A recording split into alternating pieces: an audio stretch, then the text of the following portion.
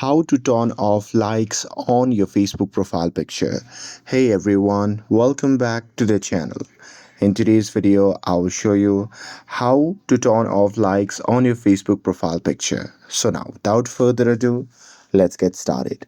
So here, first thing first, open the Facebook app on your phone and make sure that you're logged into your account. And now here, once you're inside the app, just tap on the profile icon shown in the top left side of the screen. And now here, once you are inside the profile section, just tap on your profile photo. And now here from the pop-up menu, just select See Profile Picture.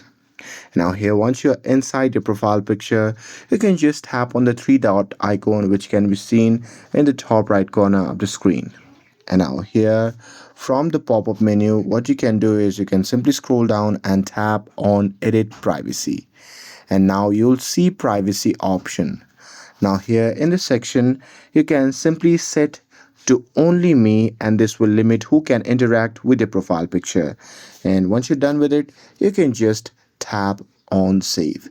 But with that, also note that this will reduce interactions like and visibility, and Facebook may still show engagement in some cases depending on settings. And that's it with this.